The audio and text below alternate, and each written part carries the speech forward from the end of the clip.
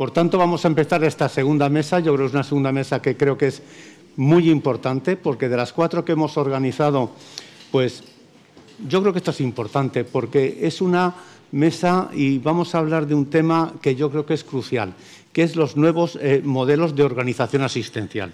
Yo creo que si queremos seguir dando pasos en oncología, pasos de verdad y de cara a los pacientes, uno de ellos es muy importante, que es que cambiemos también en gran medida nuestro modelo asistencial, ¿no? Bueno, yo creo que para hablar de este tema tenemos aquí a 4 líderes nacionales, ¿no? Los tenéis aquí, todos son bien conocidos, por tanto, presentarlos a ellos va a ser, es muy fácil. Tenemos en primer lugar a Pedro Pérez Segura, que es el jefe de servicio de oncología del Hospital Clínico San Carlos en Madrid. Sí, tenemos al doctor Durán, que es el responsable de los tumores genitourinarios en el hospital en Santander. Tenemos a Ramón Salazar, que es el director general del ICO en Cataluña. Y tenemos también a nuestro querido amigo Mariano Provencio, que es catedrático de oncología, jefe de servicio del Hospital Puerta de Hierro. Y, bueno, pues yo creo que son 4 líderes que tienen pues mucho que contarnos en este tema, ¿no? Y además contamos con un invitado especial, que creo que lo tenemos ya en línea. Good morning. Good morning. Are you listening? Ok. Bueno, tenemos a Jean-Benoît Bourrion. Jean-Benoît es el responsable de la Organización de Centros en Cáncer de Prevención. Trabaja en la Clínica de Prevención y Screening en el Jules Bourdet, en Bruselas, y actualmente, que es lo importante, es el responsable del programa de diseño y acreditación de la OECI en Europa, ¿no? Y además, desde el 2021, es el chairman de la OECI y el board de A+D. Por tanto, creo que son 5 personas, 5 líderes que nos van a poder comentar hacia dónde vamos a ir en los próximos años en el tema de modelos organizativos asistenciales en oncología. Bueno, tengo aquí también a mi co-chairman, el doctor Antonio Antón, que, si te parece, ves introduciendo. Habíamos comentado yo que quizás lo bueno sería que cada uno de vosotros, durante 5 minutos, dijera libremente lo que piensa sobre el tema que nos ocupa, para después proceder, tendríamos 20 o 25 minutos más para charla y discusión. Así que yo creo que, si queréis, pues podríamos empezar por dándole la palabra, si te parece, Tony, a Jean-Benoît. Así que, Jean-Benoît. Okay. First, I apologize. I don't speak Spanish, at least not yet. And second, I want to thank you for having invited me here. I feel honored, and I'm very interested in this discussion about the future of oncology in Europe and in Spain.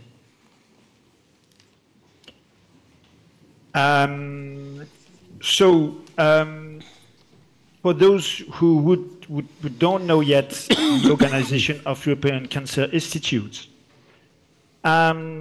it's a community of European cancer centers with with 123 members. Should I wait for a translation, or do I continue my talk? Okay. Thank you. It's an old one. So the OECI do exist since the end of the 60s.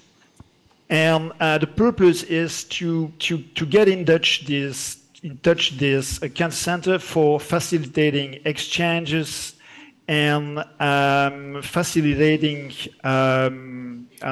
improvement of care and research and education practices in those centers. So for this, we have one key program, which is an accreditation program that was launched in 2008. and that is officially working since 2012.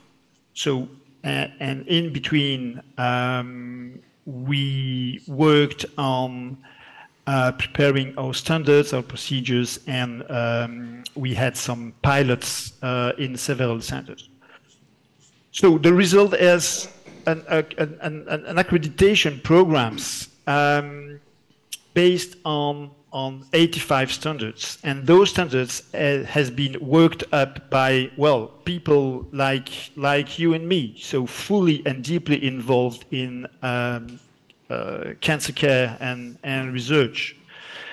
And this program is now successful because there are, among the 120 members, we have half of them are now accredited or in the process of being accredited. Valdebon in Spain, for example. So I think this program is successful because it really brings to the centers who participate to this accreditation program a mean and a way to get engaged in an improvement cycle. Well, the accreditation is the process is classical. See, with a self-assessment, a peer review by peers, and then the providing of a report with identified strength and area for improvements in the centers, and then the centers have to prepare an action plan for addressing the possible improvement points that have been identified. And on this action plan, there is a follow-up by the OECI accreditation program as well. So, and then the centers get accredited for a period of 5 years. So what is interesting in this is that clearly it is well, I think successful, and people have understood that it really brings a way to improve and to do better. So I just want to finish this presentation, this initial presentation, with another point that is the topic of our discussion. I think all of us, we know that Europe is on the way to reshape the shaping the organization of cancer care and research across the member states. There are several projects actually running on this. So OECI is a part of it and pay really attention of what is going on through those projects. So that is an initial word I would have. Maybe afterwards we can elaborate on the method and the philosophy of the accreditation we propose, and whatever it may happen in Europe, this accreditation program will count anyway. So thank you for the word. Okay, thank you very much, Dr. Barrion. I think at the last of the intervention, you have 5 minutes for question and answer, okay? Thank you. Okay, thank you. Tony. Pues, buenos días a todos los asistentes. Gracias por estar aquí. Yo creo que es una oportunidad que tenemos de hablar con estos 4 espadas, aparte de el profesor Benoit, para centrarnos un poquito en los modelos y la organización asistencial. Es realmente, en el momento actual, la forma que tenemos de organizarnos en los hospitales y en los centros de salud es la adecuada. Y bueno, para eso vamos a dejar que cada uno de los ponentes hagan una exposición breve en el que, bueno, reflexionen al respecto, ¿no?, de qué es lo que consideran ellos que tenemos hoy en día, hacia dónde tenemos que ir. Esa convergencia europea nos va a obligar a cambiar nuestra forma de trabajar y de organizarnos hasta el momento actual. Y estos son aspectos que yo creo que a lo largo de este rato que vamos a tener, pues vamos a intentar contestar. Pedro, si te parece. Bueno, pues buenos días a todos. Muchísimas gracias por la invitación para estar aquí y para tratar un tema, además, que yo creo que es de vital importancia y que habitualmente no tenemos foros en los que poder discutir, ¿no? Bueno, yo quisiera empezar transmitiendo que bueno, probablemente lo primero que tendríamos que pensar es si realmente tenemos un modelo asistencial. Y lo digo sinceramente. O sea, creo que vamos adaptándonos a los que las necesidades e indicaciones de probablemente la organización sanitaria nos obliga a adaptar a nuestros pacientes y a nuestra forma de trabajo. Yo creo que el primer punto probablemente es que de una vez por todas la organización asistencial la tenemos que crear entre los profesionales sanitarios y los pacientes. O sea, no puede ser que organicemos el circuito de un paciente en función de un CMBD, de unas estancias medias, de un gasto per cápita por paciente. Hay que preguntar al paciente cuáles son sus necesidades. Tenemos los profesionales que implicarnos en la gestión. Yo creo que aunque lo hacemos en el día a día, todos andamos gestionando todo el día decisiones, presupuestos, pero creo que tenemos que tener una implicación directa y para eso nos tienen que dar la capacidad desde arriba para poder plantear y planificar qué se quiere hacer. No podemos tener edificios de los años 50, de los años 60, donde la hospitalización sigue siendo un tema importante cuando realmente la actividad ambulatoria oncológica ocupa el 80% de la actividad o el 90%. O zonas de investigación donde no podemos tener investigadores porque no hay una zona de investigación dentro del centro. Es decir, tenemos que replantear cuáles son las necesidades actuales del paciente con cáncer y, sobre todo, con una visión futurista. No podemos estar ajustando la asistencia a lo que pasó el año pasado, que es habitualmente por lo que se nos examina, ¿no? Se ha hablado en la anterior mesa sobre la importancia de los datos. A mí me parece fundamental.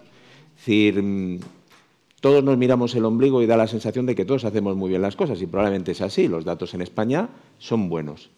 Pero realmente necesitamos compararnos, necesitamos tener datos reales de comparación entre centros, de comparación con otros países para saber en qué punto nos ubicamos. Y sobre todo, qué estamos invirtiendo para conseguir esos resultados.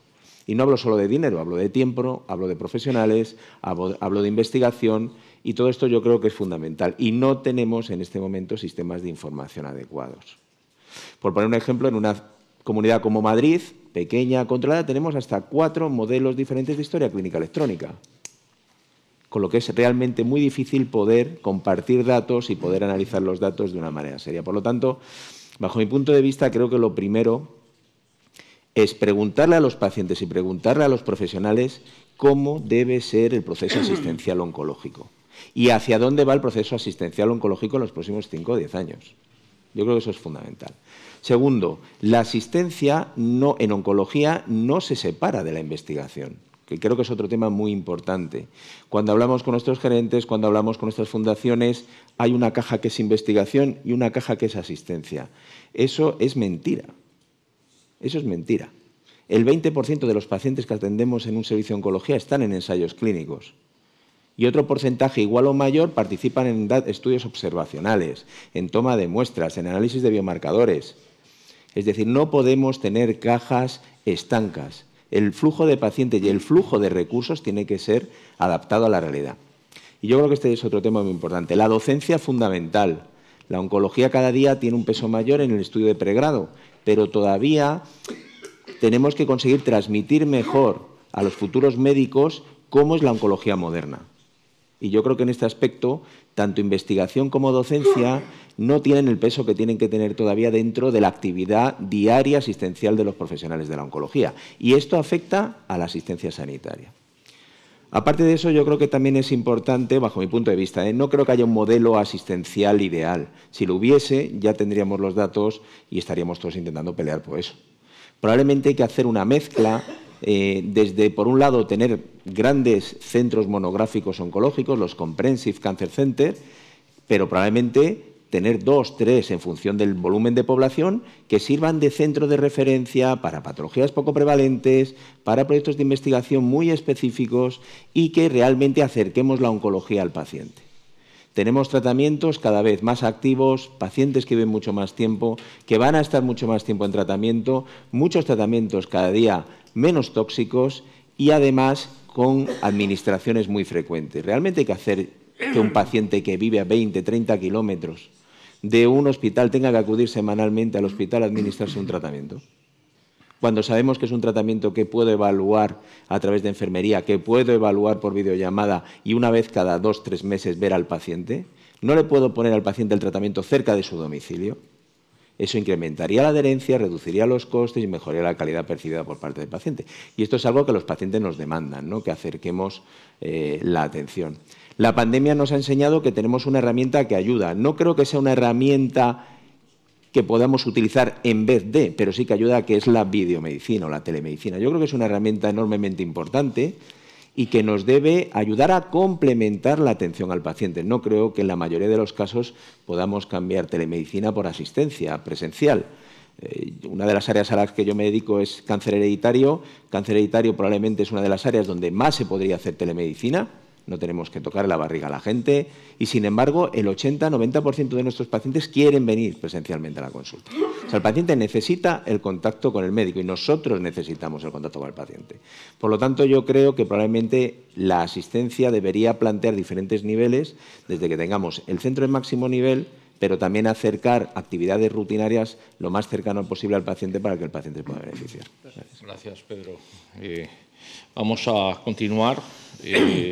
Pues, Ramón, yo mismo. Tú mismo. Bueno, para aprovechar bien los 5 minutos, hasta 30. Voy a empezar a decir que no voy a hablar ni de docencia ni de investigación, que son absolutamente importantísimos, pero me voy a centrar en el proceso y en 4 o 5 retos que vengo identificando en este último año en el que me han dado el encargo de la gerencia de mi institución.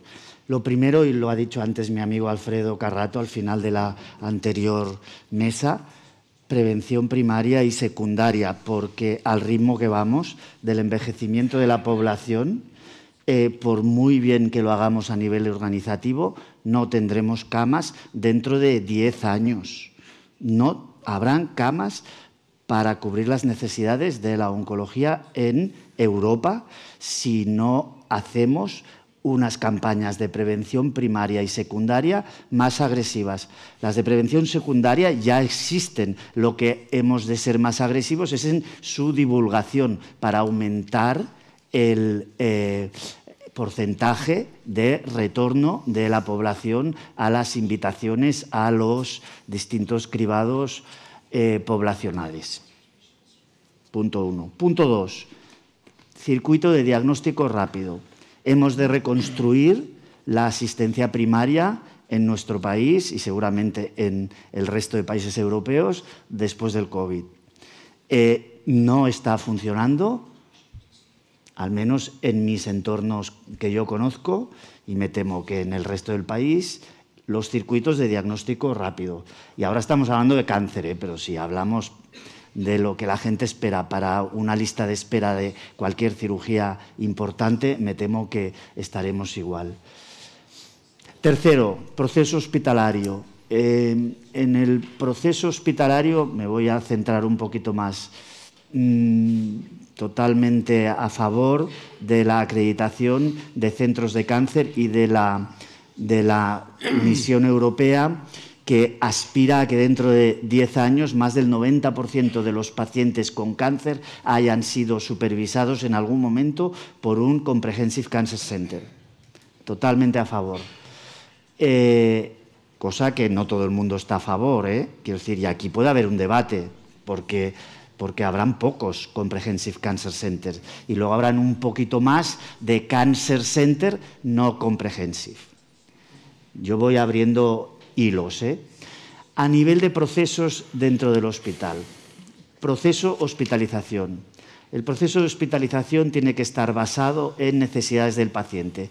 No tenemos un paciente uniforme oncológico que ingresa. Por lo tanto, habrá pacientes que necesitarán una ratio de 1,6 de enfermería y de 1,8 de médico, y habrá pacientes que pueden estar con ratios de 1,8 de enfermería, de 1,10 de enfermería, incluso de 1,12 de enfermería. Esto es muy importante, os lo dice un gerente novato, porque es que no vamos a poder aguantar la presión asistencial que nos viene encima, que ya la tenemos encima.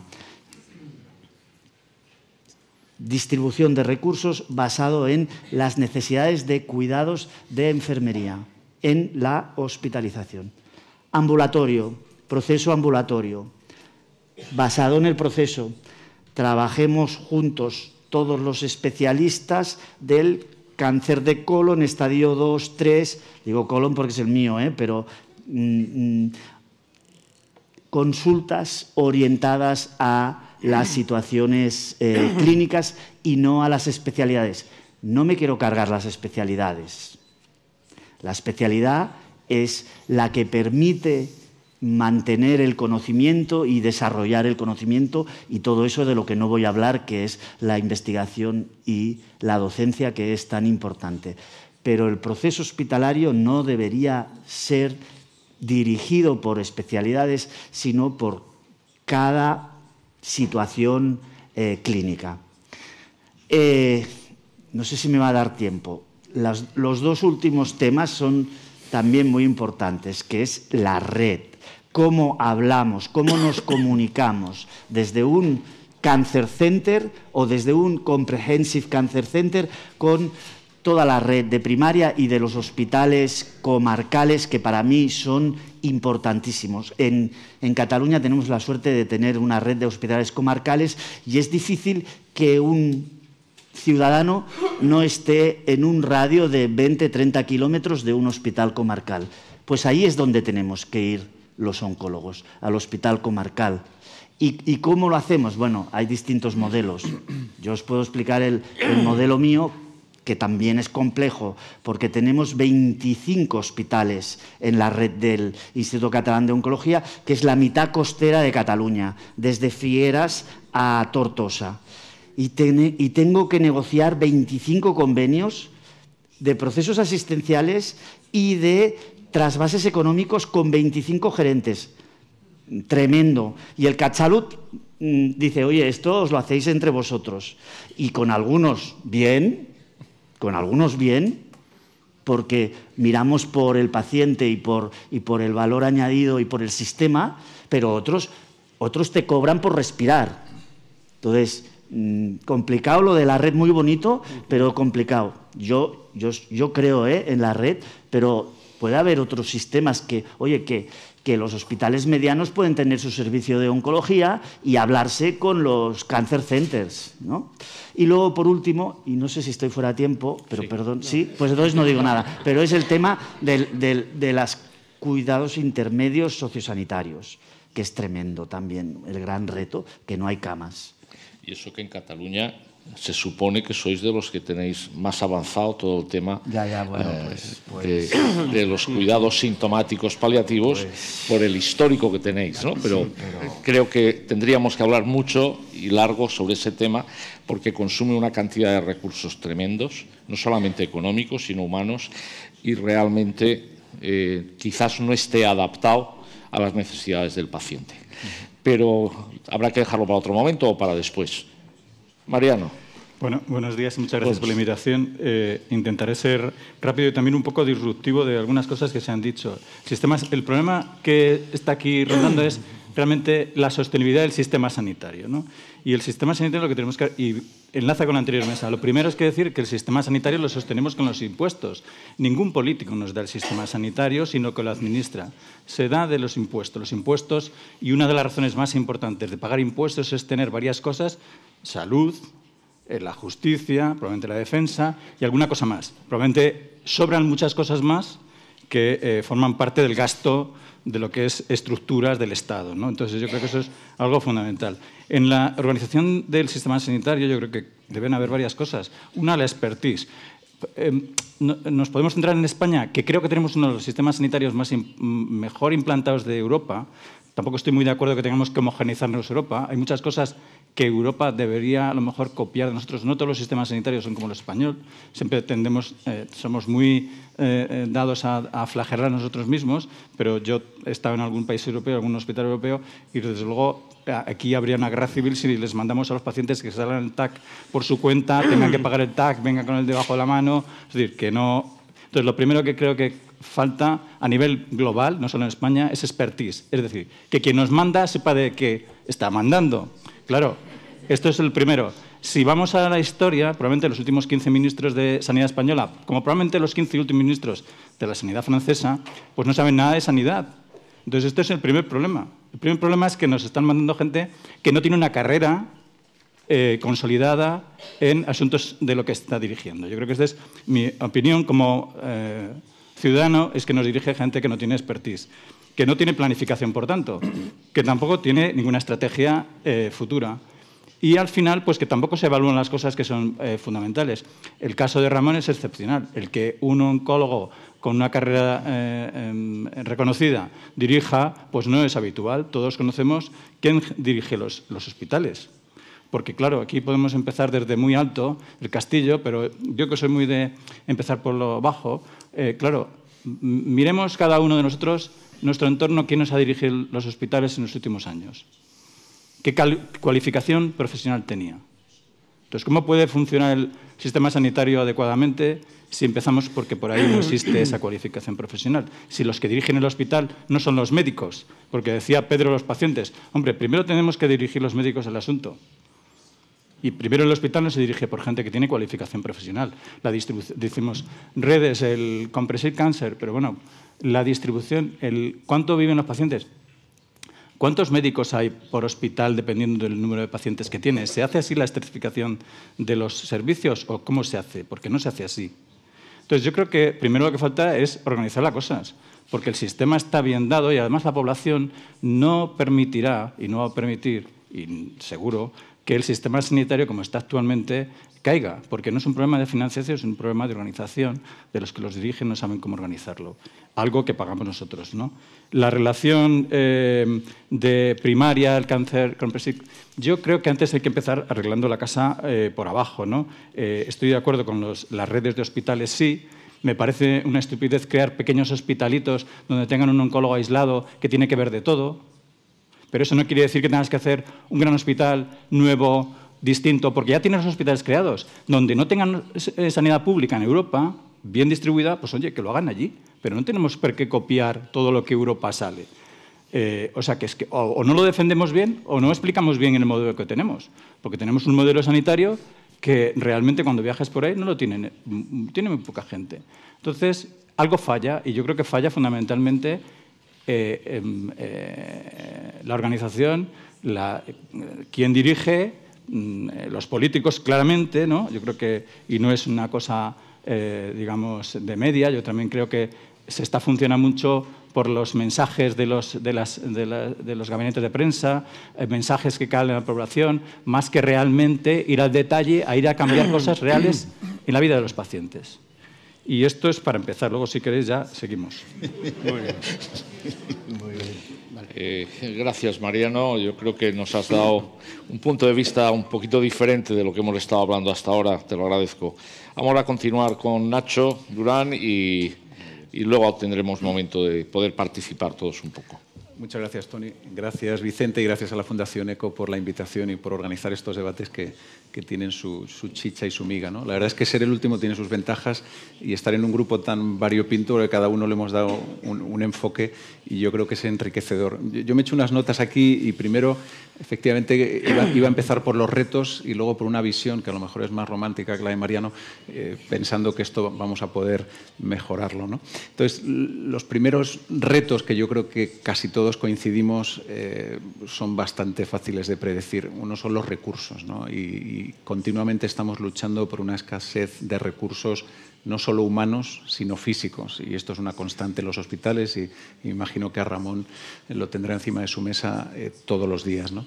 Luego somos víctimas de un modelo absolutamente anticuado en lo que se refiere al modelo contractual. O sea, estamos encorsetados en un modelo de contratación que esto si lo compartes más allá de nuestras fronteras, es para avergonzarse. Es decir, el sistema que tenemos de contratar a nuestros profesionales, el sistema que tenemos de fidelizarlos dentro de nuestros respectivos servicios y unidades, pues estaréis de acuerdo conmigo en que es muy mejorable, y el proceso que se sigue para contratar a un médico o para traerte a un experto en un área determinada es el mismo que para contratar pues, al personal de cocina, de limpieza, con todo el respeto hacia esas profesiones, pero que creo que el proceso de selección y de contratación debiera ser distinto. Y esto lo vivimos todos los días, y yo creo que es algo que, desde luego, en un futuro modelo de organización deberíamos mejorar, ¿no? Completamente. Luego, es cierto, y lo habéis comentado anteriormente, quizá, y esto es yo tengo ahí un debate interno, ¿no? Porque hemos comentado la escasa participación que tenemos los profesionales en el desarrollo del modelo, ¿no? Pero yo digo que aquí tengo un debate interno, y yo viví una época cuando estaba en Andalucía donde el mensaje era: el médico tiene que gestionar. Y el riesgo de esto es que al final el médico tiene que ver pacientes, tiene que gestionar, tiene que limpiar, tiene que cerrar, tiene que abrir. Y entonces es un modelo de exprimir al profesional que, como no lo diseñes bien, al final no es bueno. O sea, está bien que tengamos médicos que participen en la gestión, pero para eso hay que protegerles de otras obligaciones. Si no, al final ni van a gestionar bien, ni van a hacer su trabajo asistencial bien, y al final se van a terminar quemando, ¿no? Y yo creo, y también lo comentabais anteriormente, lo decía Pedro, hay que tener una visión un poco más futurista, más abierta. Estos son los retos. Partiendo de esos retos, y teniendo en cuenta que me quedan 2 minutos, ahora van mis aspiraciones, ¿no? Yo creo que el modelo hacia el que debemos, debemos mirar, o al que debemos aspirar, parte de 2 premisas muy importantes. Una es intentar evitar la inequidad en el tratamiento del cáncer. Y creo que todos estaréis de acuerdo conmigo en que en este país hay inequidad en el tratamiento del cáncer. No solamente en las distintas regiones, sino incluso intrarregión. Y yo creo que eso es algo frente a lo que debemos luchar, y hay estrategias, y ahora comentaré algún programa que tenemos en mi región. Y el segundo pilar es ambicionar la excelencia, ¿no? Tenemos que intentar la excelencia en las distintas patas, pues la clínica, la investigadora, la académica, y desde luego, como se ha comentado antes también, y esta se nos olvida siempre, que es la educación a la ciudadanía. Y por supuesto que no todos los centros van a tener que ser excelentes en investigación, ni todos los centros van a tener que ser excelentes en academia, es decir, que distintos modelos de hospitales, distintas referencias, pero siempre intentando ambicionar esa excelencia. Y dejarme que comparta muy rápido, en el minuto y pico, un modelo que estamos desarrollando en Cantabria y que puede, cuyo objetivo, uno de sus objetivos, es precisamente intentar combatir esta falta de inequidad. Y es un proyecto que se llama Oncología en Red. Es un proyecto que se empieza a generar hace ya muchos años, antes de que yo llegara a Cantabria. En el 2015 empezó a gestarse. Fernando Rivera es el padre de todo esto, y es un modelo que lo que trata es que cualquier paciente en Cantabria que sea diagnosticado de cáncer tenga el mismo acceso a los tratamientos, y, si es necesario, sea tratado en un centro donde haya una técnica de excelencia, un procedimiento de excelencia. Esto se debatió internamente, se conformó un grupo de trabajo que implica los distintos niveles: salud pública, atención primaria, oncología, etcétera, y a partir de ahí la forma de trabajar es crear una red de profesionales enfocados en un proceso concreto. Algo parecido a lo que decía Ramón.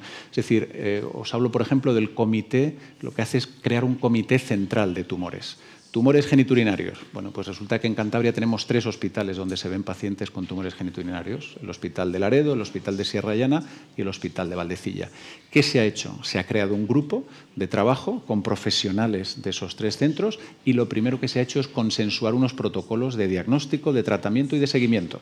O sea, no vale que porque yo viva en Laredo me van a ver cada 7 meses y en el otro sitio cada 3, o me van a tratar con esto o con otro, sino que homogeneizar esos tratamientos. A partir de esa creación de protocolos y de consensuar dónde se va a hacer qué, que este es el gran problema que también introducía antes Ramón, lo que se hace es que los pacientes diagnosticados con cáncer son discutidos en un comité único donde participan los 3 centros de manera simultánea. Y ese comité se construye de una forma relativamente sencilla, por una aplicación telemática, donde esos médicos cargan los pacientes en ese sistema. Hay un secretario que gestiona esa información, que la filtra, que la clasifica y se discuten los pacientes. Bueno, pues este proyecto, y perdonadme que hable de mi libro, entre comillas, pero es una pequeña iniciativa, somos una región pequeña, humilde, que trata de alguna manera de combatir esa falta de inequidad. No es tan complejo y si lo hemos podido desarrollar nosotros, no os voy a decir que haya sido fácil, sobre todo es muy complicado cuando tienes que poner de acuerdo al cirujano del centro 1 con el del centro 2 para convencerle que algunas cosas hay que operarlas solo en un centro y no en todos, o sea que surgen determinados conflictos, pero realmente yo creo que es algo que se puede hacer. Gracias, Nacho. Muchas gracias, Nacho. Bueno, yo creo que, Toni, ha salido a la palestra temas tremendamente interesantes, ¿no? Hombre, y tan importantes que con poco que cogiéramos alguno teníamos para estar hasta las 4 de la tarde, ¿verdad? Y nos quedan 20 minutos, por tanto, yo creo que sí que va a haber tiempo para debate, ¿verdad? Yo creo que habéis dicho todos temas tremendamente importantes, ¿no? Pues mira, lo primero que se preguntaba Pedro si teníamos un modelo, ¿no? Yo creo que sí que tenemos un modelo, y alguien lo ha dicho, un modelo que está absolutamente anticuado y que no es moderno y que es poco eficiente. Tenemos un modelo todavía vertical, absolutamente vertical, aunque estamos intentando cada uno, perdonadme, en su hospital, en su servicio, hacer lo que puede. Pero tenemos unos hospitales absolutamente jerarquizados, donde hay unos jefes de servicio, donde hay otros profesionales, donde no hay una contratación ágil, ni útil, ni eficiente. Nos llega el primero de la bolsa del paro a cualquier hospital nuestro. Claro, todo esto empaña de alguna forma 2 aspectos fundamentales que son necesarios o que deben ser el objetivo de un cambio, que es mejorar la calidad, mejorar los resultados y mejorar la inequidad, que también se comentó, ¿no? Vas a tener que seguir tú, Toni. Digo porque yo sí que creo realmente que hay que hacer cambios organizativos a ese nivel. O sea, y la primera pregunta sería, ¿creéis que había que desjerarquizar nuestros servicios? Yo lo que ha dicho Vicente, y para que en esta segunda ronda 6 más concretos,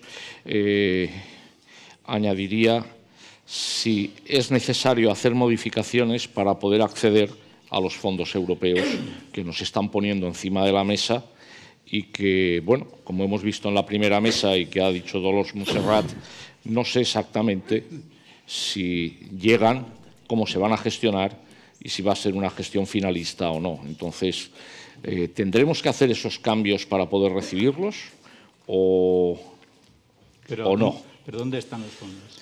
Bueno, parece que están. Ah. Y se han hablado de cifras importantes. Ese es el problema, que gastamos en cosas que no sabemos dónde están. A lo mejor esa es una de las cuestiones por las que el sistema no funciona, ¿no? O sea que, no sé, yo creo que Vicente decía, el modelo, hay que cambiar el modelo. La pregunta es, ¿existe modelo? Existe modelo, porque no existe un modelo.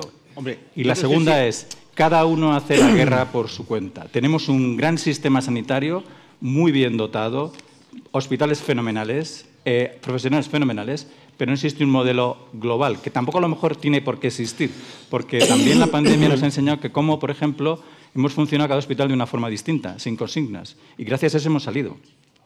Cada hospital se ha organizado de una forma, y dentro de cada hospital, cada servicio. Y si no, alguien que me diga que no ha sido así, porque en mi hospital, en Madrid por lo menos, que es lo que conozco, ha sido así. Cada hospital ha funcionado de una forma autónoma y cada servicio también. Decías tú la jerarquización. Yo creo que eso es una trampa que está provocada por los que nos dirigen, que en un momento dado pueden ver un problema en un jefe de servicio fuerte y entonces intentan masacrar esto, ¿no? Yo creo que este no es el problema es lo que decíamos hace un momento, es decir, lo que tú decías, la bolsa, tal, y me decía Nacho la bolsa y que es peor en Andalucía la bolsa, en Madrid no existe bolsa.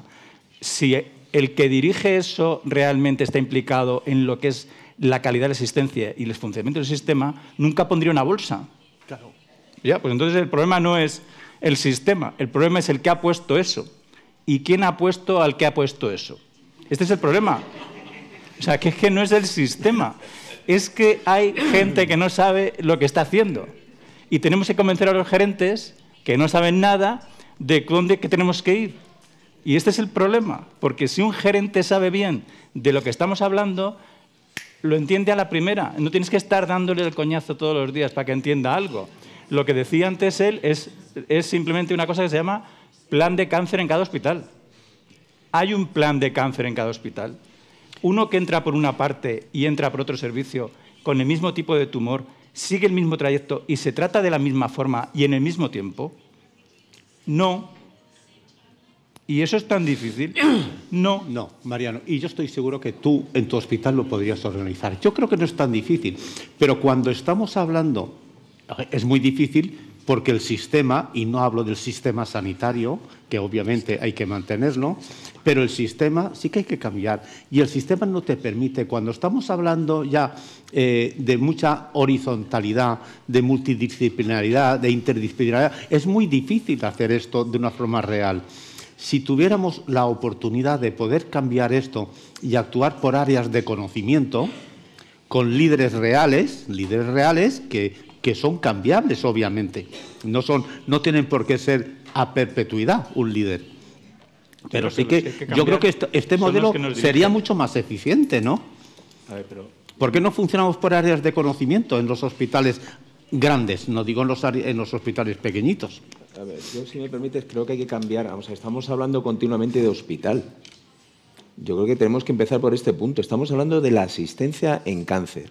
La asistencia de cáncer no empieza en el hospital. No, iba después ahí. Por eso digo, Claro. Es decir, la asistencia en cáncer empieza que si no tenemos un buen sistema de diagnóstico precoz, no tenemos un buen sistema de cribado, ya empezamos a tener problemas en el hospital. Lo hemos visto en la pandemia. Falla primaria, 20% menos de diagnósticos y un 25% más de pacientes en estadio avanzado que probablemente están infravalorados porque se habrán muerto pacientes por el camino que no están contabilizados con cáncer avanzado. Por lo tanto, el proceso cáncer tiene que empezar con una organización absolutamente transversal desde, ya no digo primaria, sino desde los programas de salud pública hasta el final de la vida del paciente. Punto 1. Punto 2. Todas las iniciativas que ha habido de mejora del proceso asistencial, si no me equivoco, parte del profesional. Los comités, las unidades funcionales, los programas de asistencia paliativa, sale del profesional. Por lo tanto, yo creo que el profesional ha demostrado clarísimamente que tiene capacidad para identificar problemas y proponer soluciones. Totalmente. Y es mejor, bajo mi punto de vista, que seamos los profesionales los que nos impliquemos en esa gestión, a que venga alguien que no tiene conocimiento a decirnos qué tenemos que hacer, cómo tenemos que hacer y cómo se nos va a valorar si lo hacemos bien o no, que esa es otra. Totalmente. ¿Vale? Entonces, ¿los oncólogos estamos preparados para poder hacer esto? Yo creo que absolutamente, porque además es una especialidad especialmente dada a la gestión, a la coordinación, porque trabajamos en conjunto, Sí, no pero tratamos... no es lo que decía Nacho de... Además de ver a pacientes, Claro, tenemos que hacer la totalmente. gestión y convencer al que nos gestiona. No, es que el que nos gestiona no tiene que estar ahí. Es que este es el problema. Nosotros no podemos perder tiempo con los que nos gestionan. Los que nos gestionan tenemos que ser nosotros. Siempre va a haber alguien que te gestione. No, Esto es así. Siempre pero los tienes que un nos jefe por gestionan encima. tenemos que ser nosotros. Y tenemos que reivindicar eso. Y tenemos que decir que si esto no funciona es porque vosotros no lo hacéis bien. Bueno, Ya, pero mira, hay una cosa que Porque es importante. nosotros sí lo sabemos hacer bien. Y de hecho, nuestros servicios funcionan porque nosotros los gestionamos. Que sí. Porque no, ellos no gestionan nada del servicio. Entonces, esto es lo que hay que transmitir. Y esto es lo que hay que transmitir a la población. Para que sean señalados y caigan. Porque este es el problema. Es una propuesta de Este es el Mariano. problema. Yo creo que habrá que anotarla y tenerla en cuenta en un momento porque dado. ¿cuál es Estoy la institución o el organismo mejor valorado, hablando en serio, mejor valorado por parte de la ciudadanía? La sanidad. O sea, que la ciudadanía sabe bien. Pero sin quitarte ni un ápice de razón, ¿no, Mariano? Pero esto no vamos a poderlo cambiar. Sí. Es decir, no, tú puedes el 25 de mayo, cuando sea, cambiar a los políticos. Pero Sí, aquí han pasado políticos de derechas, políticos de izquierdas, Si se termina y viendo no creas mal, que han cambiado si se excesivas ve mal cosas, ¿no? por parte de la ciudadanía, si ¿Entiendes? se ve mal por parte de la ciudadanía ese tipo de cosas, se reclamará que quien nos dirija tenga un expertise. Bueno, yo no quiero, digo porque el tiempo se nos va a ir yendo, tenemos aquí a un experto europeo, ¿no? Y ha salido a la palestra lo de los Comprehensive Cancer Centers, ¿verdad? aquí hay varias preguntas que yo tenía en mente, pues que reflexionamos sobre ellas. Viene un dinero de Europa tremendamente importante. Esto a lo mejor puede ayudarnos a cambiar algunos de estos aspectos. Y segundo, parte del dinero nos van a obligar a que sean destinados a proyectos finalistas, por ejemplo, los Comprehensive Cancer Centers, ¿no? Entonces, bueno, pues tenemos aquí la suerte de tener al doctor Virion, ¿no?, que nos puede un poco comentar o explicar cuántos Cancer Centers debe haber, Comprehensive Cancer Center debe haber en España. Un Comprehensive Cancer Center, ¿a cuánta población debe atender? ¿Cuántos millones de personas?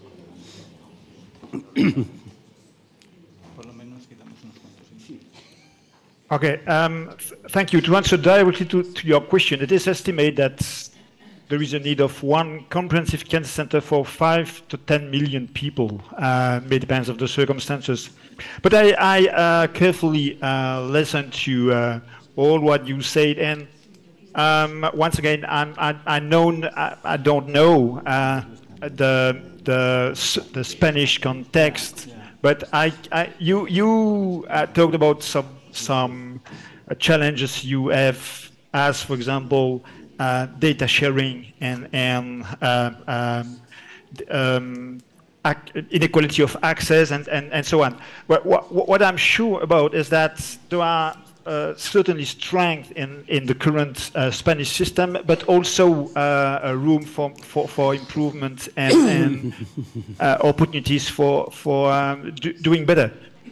Well, I've been auditing more than 20 centers in several countries. What I think is that whatever the context may be, there are two key words two things that are of key importance. That is, first, you need comprehensive cancer centers because cancer is a complex disease that require high level of technicity in imaging, in pathology, in nuclear medicine, high level of expertise of professionals, and you cannot manage this without putting all those means together somewhere. It doesn't mean that patient care are limited to comprehensive cancer centers, because the other keyword is networking. So those cancer centers have to network and to organize referral system with other hospitals and care facilities. So that's something I think it's important, comprehensiveness and networking. Comprehensiveness is not only about covering all the cancer types. See, because there are already arguments we can discuss. See, the increasing importance of genetics, of molecular biology, and so on, that require also putting together all the forces. But comprehensiveness is also a matter of covering the whole patient pathway. You talked about the importance of early diagnosis, screening, same until the end of the patient pathway, which is survivorship programs. So all this has to be organized on a seamless way, and it's certainly a target. Another important point is and that's my last one, importance of putting together care and research, because it goes faster and faster, and patient needs to get access to new drugs and to new therapeutics strategies as fast as possible. And one of the means is to make care system and research project working close together and being integrated. Okay. Yeah, thank you. Okay. Doctor Durán. Yo quería... He empezado siendo el romántico del grupo, pero ahora quiero ser un poco más... Quería hacer un comentario un poco más crítico, ¿no? Y tiene que ver... Cállate, Mariano, que estamos muy cerca.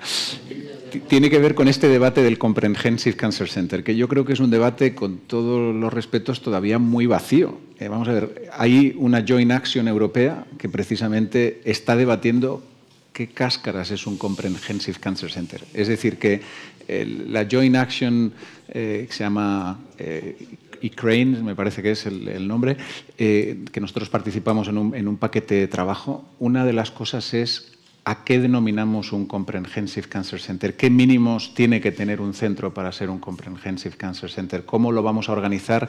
Y desde un punto de vista de política sanitaria, ¿qué capacidad vas a tener tú de decir este señor solamente se tiene que ver en un Comprehensive Cancer Center? O sea, que esto está muy verde y lo discutimos en otra sesión que tuvimos en ECO en relación a esto.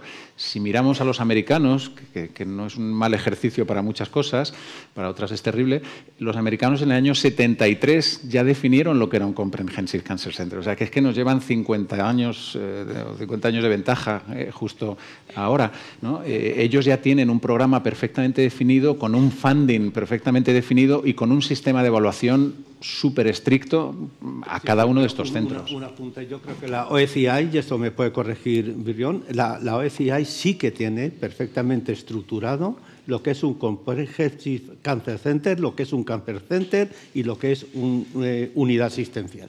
Pues en la Unión Europea estamos peleándonos. Y la Unión Europea se está basando en los 2 últimos años mucho en la opinión de la OECI. ¿Es correcto? Nos gastaremos un montón de... No lo oye.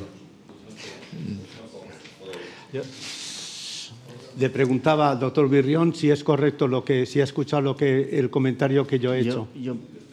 Mientras se conecta... Sí, el doctor Camps ha pedido... Espera, Carlos, un segundo, que está ya.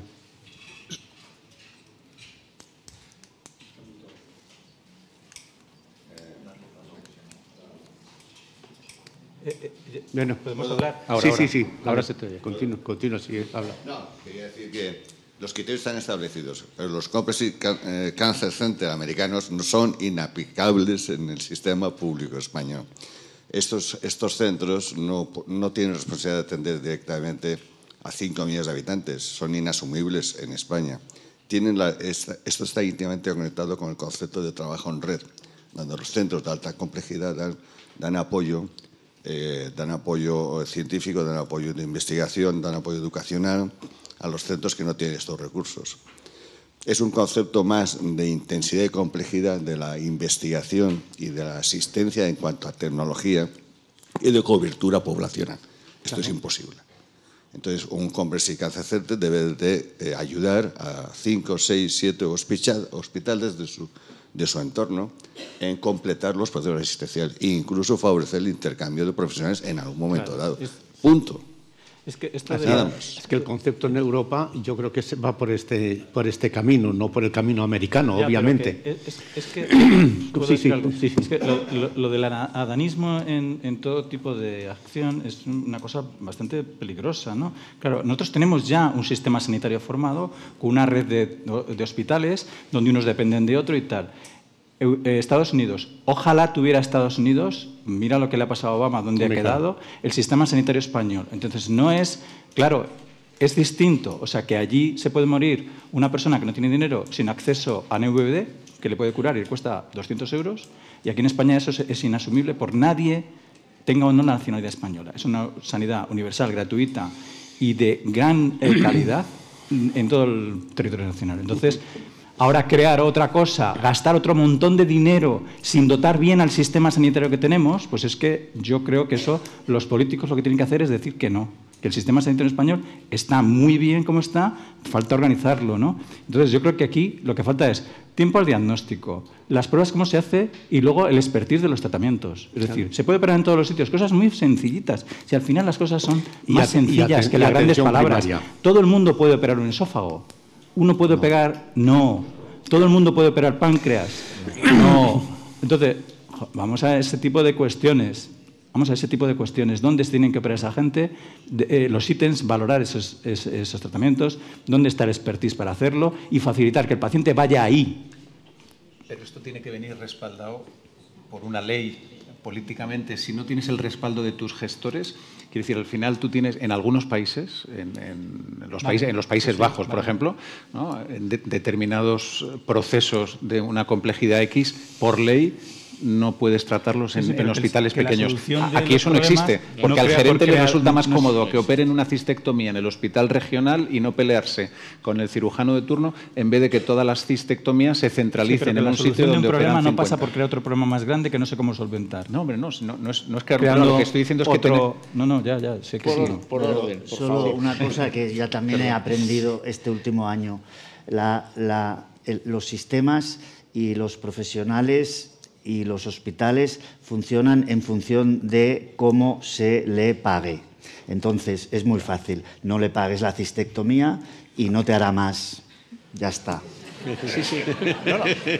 Sí. Intervención muy corta, por favor. Sí, una intervención muy corta. Yo quería agradecer al doctor Provencio y al doctor Pedro Pérez Segura, que forman parte precisamente y son líderes de la red oncológica madrileña, porque es precisamente lo que ha dicho Carlos, lo que se está intentando, ya está el proyecto desarrollándose en la Comunidad de Madrid. O sea, que exista evidentemente en esa red un comprehensive, que sería toda la red, que daría atención a lo que se ha dicho desde Bruselas, 7 millones de personas, 29 centros con 8 institutos de investigación, como los que aquí están representados. Esa es la línea que nosotros hemos apostado en Madrid. Muy bien, muchas gracias. No sé si está... Mira, pues imagínate, yo me parece. ¿Algún comentario, doctor Virión? Well, I want to come back with the comparison with the American system and the European approach on all this. It was said it's very different. Of course, it is. I confirm it is. So the accreditation system organized by the National Cancer Institute in the U.S. is designated to accredit cancer centers, but the approach is to fund research, actually. So it's much more focusing on research and performance of research and the amount of money that is given to the accredited centers intend to fund their research. The same system do exist in Germany, so they have this accreditation system led by the German AIDS Society. Every I think 4 years they launch a call for those cancer centers that would be interested in being accredited, but this accreditation is dedicated to comprehensive cancer center, but once again, it focuses on research. The OECI approach is much more focusing on the broader view, with as an additional objective to improve the equality of access to care. I think that's an important point. I just want to comment on this. Okay. Bueno, estamos ya en tiempo. Yo ahora os pediría una última reflexión, 1 minuto a cada uno. Si quieres, empezamos por ti, Pedro. Muy rápido. Yo creo que el modelo asistencial se tiene que reevaluar, por supuesto, y que nos tienen que dar a los profesionales. Y voy a decir, creo que hay que preguntar al paciente cuáles son sus necesidades para organizar el circuito desde abajo hacia arriba y de manera transversal. Ramón. Yo vuelvo a lo primero. Prevención, prevención y prevención, y diagnóstico lo más precoz posible y diagnóstico rápido, porque si no lo veo muy difícil, de verdad. Es que cada año en el Instituto Catalán de Oncología, que es eso, 3,5 millones de personas, de población, vemos 5% más de pacientes diferentes que el año anterior. Hemos doblado en 12 años el número de pacientes que vemos. O sea, es que no podemos aguantar esto. No se puede aguantar. Gracias. Sí, Mariano. Sí, bueno, estaba recordando una frase de Cervantes que decía en el Quijote algo así, que difícil es encontrar la solución al mal si no la medicina si sabe cuál es la causa del mal. Yo creo que aquí primero expertise, planificación, evaluación de los ítems y análisis de lo que tenemos antes de crear cosas nuevas. Muy bien. Nacho. Falta de inequidad. Luchemos porque no haya inequidad en la atención oncológica y por la excelencia, como empecé en mi presentación. Yo creo que esos son dos pilares importantes. Que luego hay que aspirar a darle la vuelta a la camiseta al sistema, pues desde luego, pero me parece muy complejo y tendremos que hacerlo progresivamente. Pues magnífico. Pues yo creo que estamos llegando ya, bueno, hemos llegado al final de esta mesa, ¿no? Da gusto ver cómo, pues eso, a las 12:30, pues que la sala está llena y lo único que nos falta, como siempre, es tiempo para poder debatir. Pero yo creo que han sido temas, yo he estado tomando notas de temas tremendamente importantes. Decías ahora la prevención y diagnóstico rápido, que es fundamental, decía Ramón, los trabajos en red, mejorar la calidad asistencial y los resultados, el tema de la equidad, los centros monográficos. Hemos hablado también, aunque muy sucintamente, de telemedicina, ¿no?, que es un tema que vino con la pandemia, que pensamos que se iba a quedar, pero no avanza quizá todo lo rápido que a lo mejor quisiéramos o que nos hubiera gustado a todos, ¿verdad? Hemos hablado también de los pacientes. Nos ha falta para también ver qué tenemos que hacer a nivel educacional para empoderar realmente a los pacientes, que no sean organizaciones a veces que vayan demasiado por libre en este sentido o un poco a veces incluso politizadas, ¿no?, sino cómo se les empodera realmente en temas oncológicos para que puedan defender los intereses reales de los pacientes, ¿no?